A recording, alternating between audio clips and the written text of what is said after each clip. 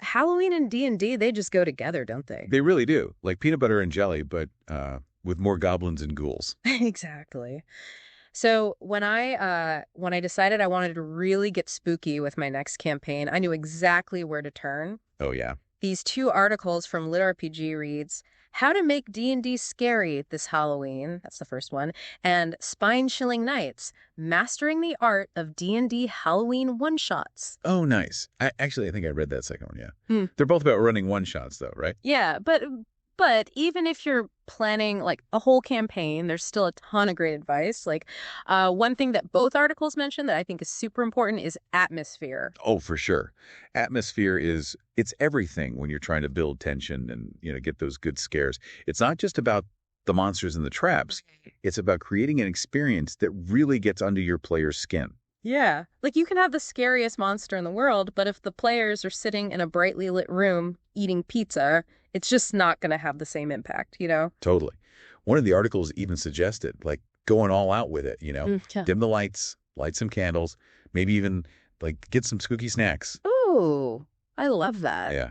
And they said, think about sound design, too. Oh, yeah. Sound is so important. Right. Like, instead of just having some generic spooky music playing in the background, try using specific sound effects at key moments. Ooh, like what?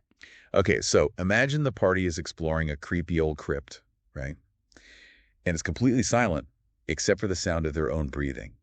Then, as they get closer to a particular tomb, they start to hear this faint scratching sound. Spooky scratching sound. See? It's way creepier than just telling them they hear something. Absolutely. And then there's the description. Yeah, the descriptions. Don't just tell them, you've entered a creepy room. Make them feel it. Yes. Like instead of saying the air is thick with the smell of decay, you could say the air hangs heavy and oppressive, thick with the cloying stench of rot and decay. It claws at your throats, making it difficult to breathe. Yes. Exactly. Ooh, I can practically smell it. Right. And that brings us to another really important point that both articles emphasized, and that is that real D&D horror, it's about more than just jump scares. Oh, thank goodness. Because, jump scares can be effective, but they get old fast, Yeah, for sure. It's like, boo, okay, you got me, but now what? Right. We want to create a sense of dread that lingers long after the session is over. Yes. So how do we do that? Yeah. How do we go beyond the jump scares and create something truly unsettling? Well, one interesting mechanic that I think is a first article, the How to Make D&D Scary one, they suggested using poison. Poison. Now, that's not something I would have thought of. Right. But hear me out. Instead of just dealing damage, what if the poison caused the players to experience vivid hallucinations? Right. And each hallucination plays on their character's deepest fears. Okay, yeah. So we're messing with their minds now. I like it. It's like they don't even know it's real anymore. Exactly. And that ties into like this whole idea of fear of the unknown, which both articles mentioned as like a really effective tool for building suspense. Oh, for sure. The unknown is always scarier than something you can see and fight, right? Right. It's like in a horror movie, they never show you the monster right away, Yeah, it's all shadows and like weird noises in the attic. Exactly. So like instead of just dropping a werewolf on your players, what if they start hearing rumors of some kind of beast lurking in the woods? Ooh, yeah. And they find like tracks that are too big to be a wolf, but they're definitely not bear tracks either. Right. Or maybe they find like a mutilated animal carcass. Oh, that's creepy. Right. And you describe it in detail. You make them really picture it. Okay, now I'm getting grossed out. But yeah, it's effective. And the best part is you haven't even revealed what the monster is yet. So their imaginations are running wild. Oh, absolutely. And then when you finally do reveal it, it's like 10 times scarier because they've built it up so much in their minds. Exactly. Speaking of revealing things, let's talk about encounters. Yes. The meat of the campaign, right? Right. And this is where, like, the second article, the Spine-Chilling Nights one, had some really cool ideas. Oh, yeah. Like what? Well, for starters, they said, don't be afraid to use classic Halloween monsters. Sure. But like vampires and werewolves, those are kind of cliche, aren't they? They can be, but it's all about how you use them. Like instead of just a regular vampire, what if it's a child vampire? Ooh, creepy kids are always a good time. Right. Or instead of a lone werewolf, what if it's a whole family of them? Okay, now that's terrifying. Yeah. You could even make it so like they're not always werewolves, right? Like they turn on the full moon, but the rest of the time they're just regular people. Right. And the party has to figure out who they are before it's too late. Oh man, that's good stuff. And while we're talking about encounters, we can't forget about those moments when the players aren't fighting for their lives, right? You mean like social encounters? Yeah. But I'll be honest, I sometimes struggle to make social encounters scary. Well, the key is to remember that social encounters can be just as creepy as combat, if not more so. Okay, yeah, you're right. It's all about creating that sense of unease, that feeling like something is just off. It really is. So how do we make those everyday encounters feel truly creepy?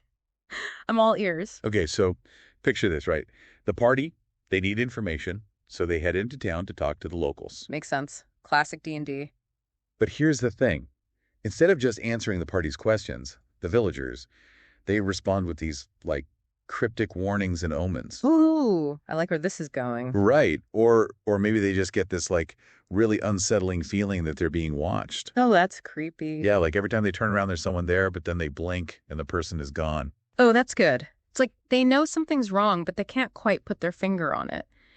And speaking of creepy things that are just a little off, remember how we were talking about that tragic ghost idea from one of the articles? Oh, yeah, that was a good one. I was thinking that could be a really effective way to tie a whole bunch of these creepy encounters together. Totally.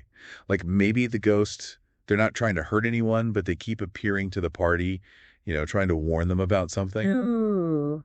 Or maybe they're drawn to a specific object that the party just happens to have. Right. And every time the ghost is near the object, weird stuff starts happening. Lights flicker, temperatures drop, that kind of thing. Ooh, I love it. Oh. Okay, so we've got our creepy villagers, our tragic ghost, and our players are probably starting to regret ever venturing into this town. Exactly.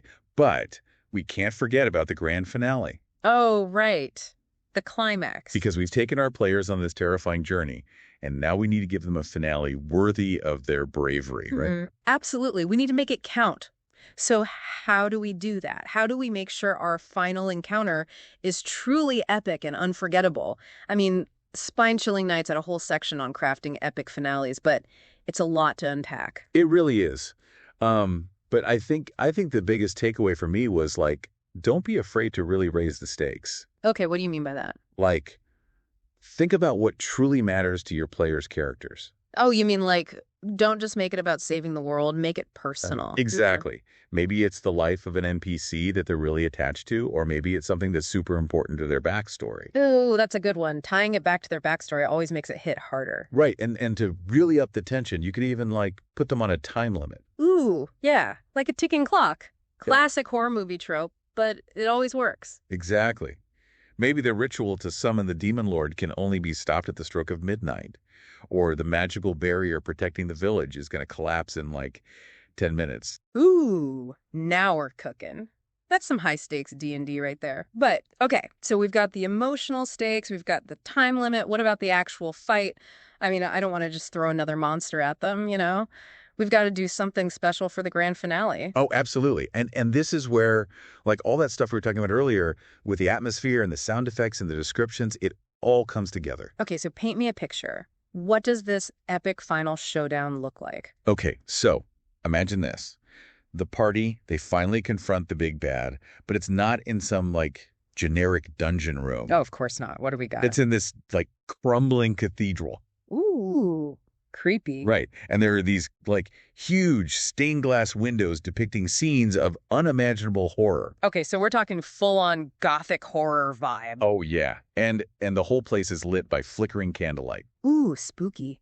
I can practically feel the shadows closing in. Right. As the fight goes on, like the floor starts to crumble beneath their feet. Ooh, adding some environmental hazards. I like it. Yeah. And maybe like a chandelier breaks free and comes crashing down or something like that. That's amazing. Okay, so the environment is practically a character in itself at this point. But we don't want to forget about the players, right? How do we make sure everyone gets their moment to shine? Oh, that's so important. And that's where I think the multi-phase boss battles that Spine Chilling Nights talked about come in. Oh, yeah. Instead of just one big bad, it's like waves of enemies and challenges. Exactly. So, like, maybe the first phase is all about, like, smaller enemies, minions of the big bad. Giving the players a chance to warm up, maybe use some of those cool spells they've been saving. Exactly. And then once they've cleared out the minions, the big bad enters the fight, but it's like powered up or something. Oh, that's good. So they think they've got this in the bag, and then, bam, the big bad just levels up. Right. Like maybe it was holding back before, but now it's going all out. Oh, that's so good. My players would hate me. It would be amazing. Right. And then just when they think it couldn't get any worse, the environment changes again. Maybe the cathedral starts to collapse around them or something like that. Talk about upping the stakes. Suddenly, they're not just fighting for their lives, they're fighting to escape the collapsing building. Exactly. And here's the thing. With all this chaos going on, it's important to remember those smaller moments too.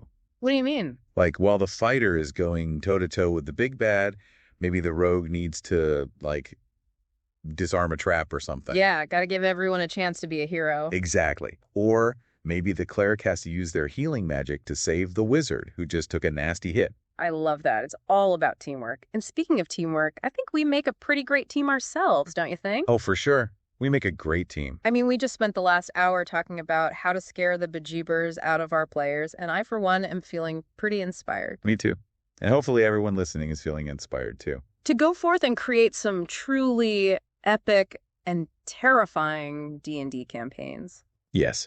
And don't forget, it's not just about the big scares. It's about the little details, the atmosphere, the descriptions. That's what really gets under your skin and stays with you long after the game is over. Couldn't have said it better myself. So until next time, happy gaming and sleep tight.